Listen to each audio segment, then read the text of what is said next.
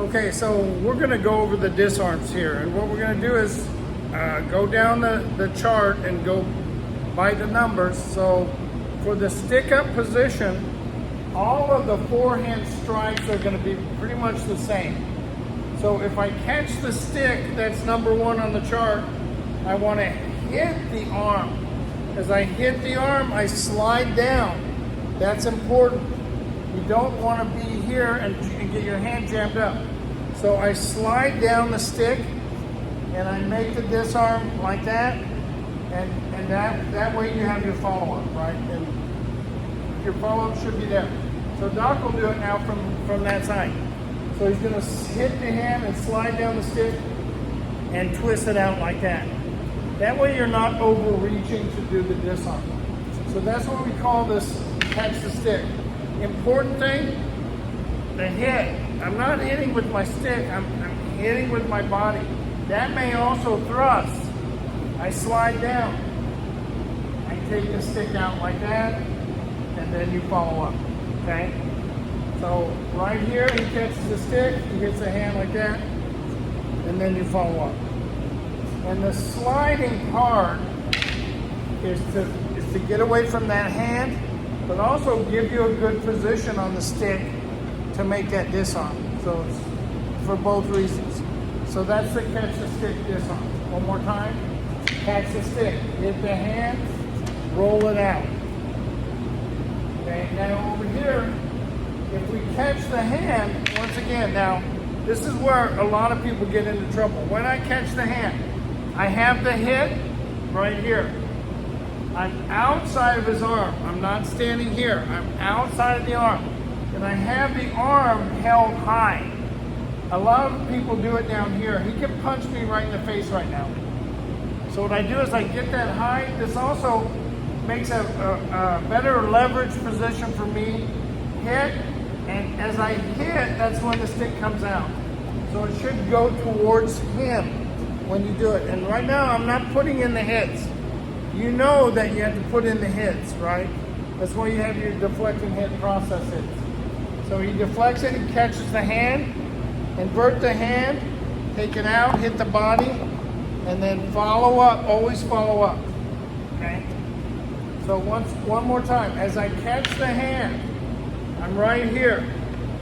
Bring the stick right up, inverted, right?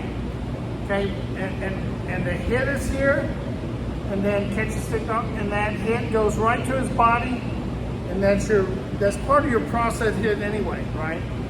4-1. So as he catches the hand, inverts the hand, hits the head, hits the body, then you're gonna follow up so that they can't close the distance on you. Okay.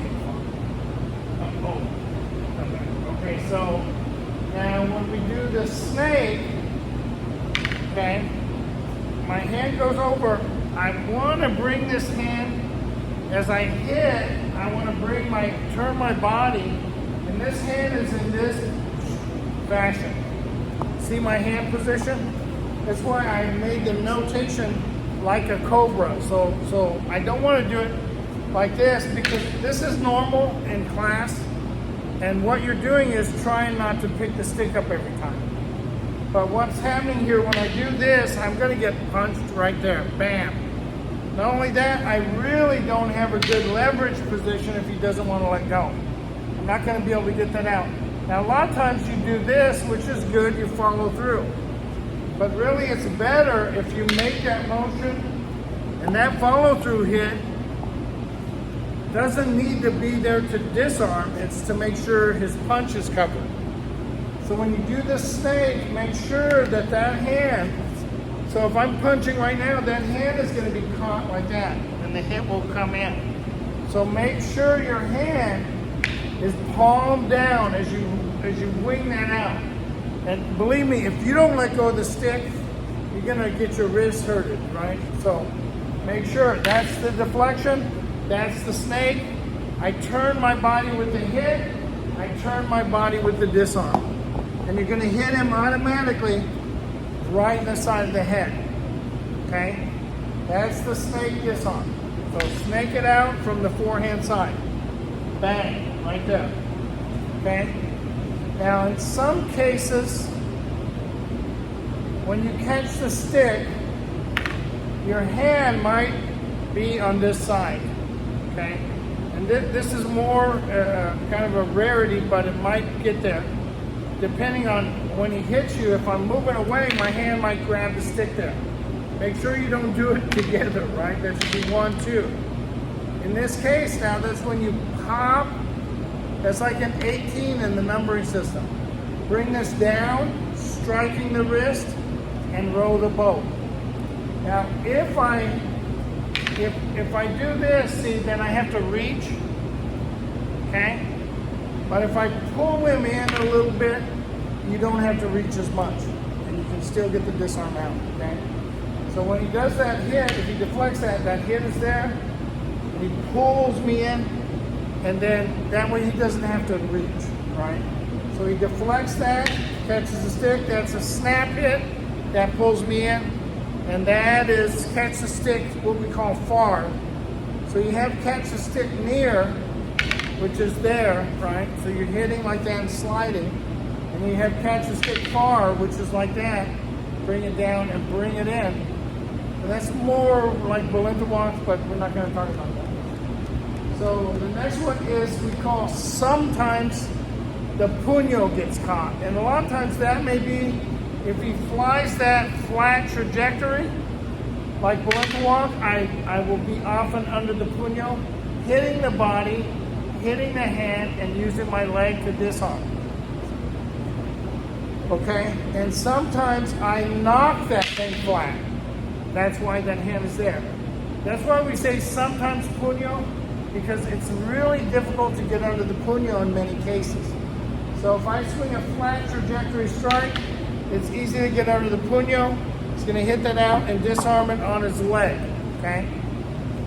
So once again, he's just going to kind of bring his leg up as he hits and knock that thing out, okay? Don't bring your knee. You're going to, a couple of people have hurt their knee doing that. So make sure if you get the puño, you hit the body, hit the hand, and this should be kind of simultaneous. Bang!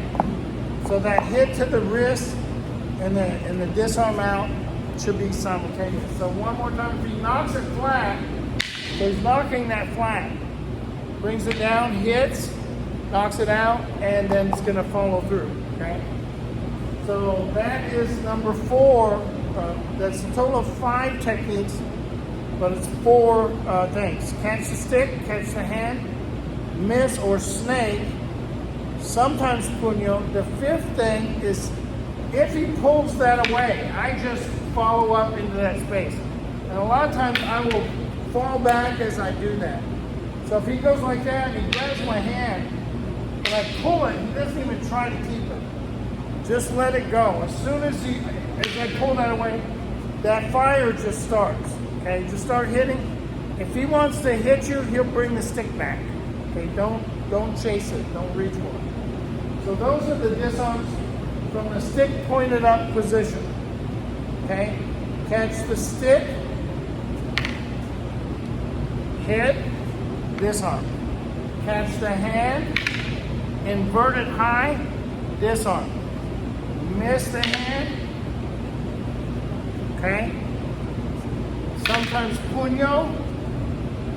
And in the case where your hand is out there, that's when you bring it over. Or if he pulls it back, I just strike on that line. That's the disarms for stick pointed up from the forehand side. Now we'll work the backhand side. So as he strikes the backhand side, I deflect that out. The first ones I catch the stick. So you have this 2 ways. For me, I bring this down, I hit the hand there. That puts my hand right underneath here, and I'm bending that to get it out. I'm not just pulling it this way. I'm not pushing it that way. I'm bending the wrist, and the stick will go behind him if I disarm it, if I keep it straight. And sometimes when I catch that, if you hit the head, your hand is already over top. So once again, just pull that through, and then you'll end up in your disarm position. We're trying to feed these close up to the camera as possible for you guys. So you see where the hit is? Right under the wrist. He's just going to follow up. Okay, this one is gonna bounce it off my head, so it's already there. Okay, a lot of people like to do the one on top. So that's catch the stick over the arm, and it's catch the stick under the arm. That's two variables for catch the stick, okay? The next one is when I catch the hand, in reality, see, I'm thrusting him. And when I thrust, I'm running into a solid object, so I twist my wrist, and that gets my stick back without having to pull it back. I don't want to go 1, 2, right? I want to twist my wrist, and I want my wrist to match with his. Bring that up and bring it down, and they won't be able to hold on to the stick. So when I disarm that in training, I just kind of thrust there. I bring this over, nice and high. Look where my hand is. I'm not holding on to the stick. I'm going to let that pop before I grab it. So as I hit the number 2 and he thrusts in that line, he's going to bring that stick all the way over, and that's going to break my wrist if I don't let go. Okay.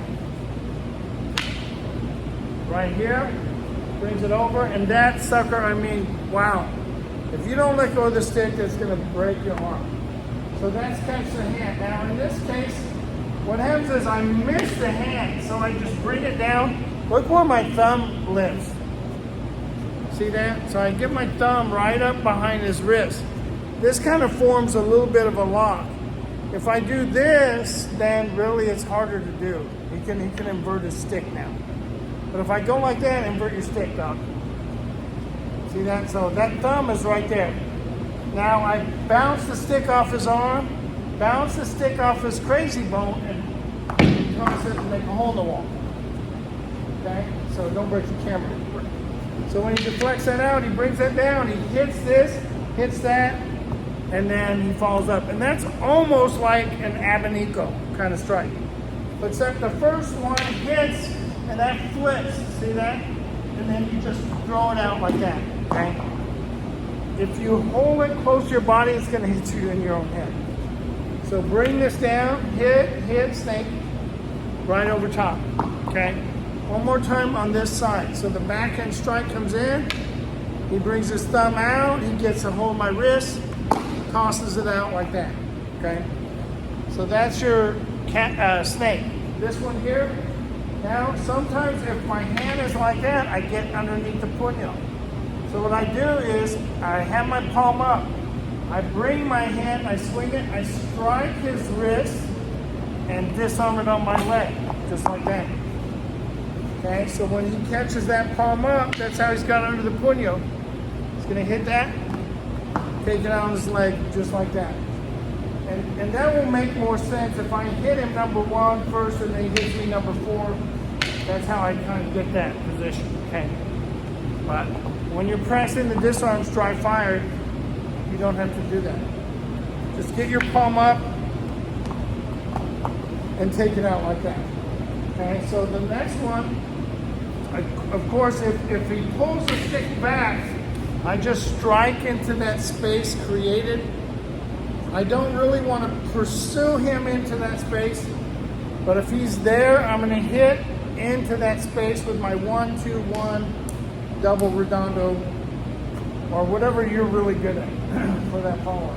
Okay, so that is the forehand and backhand side for the stick pointed up position.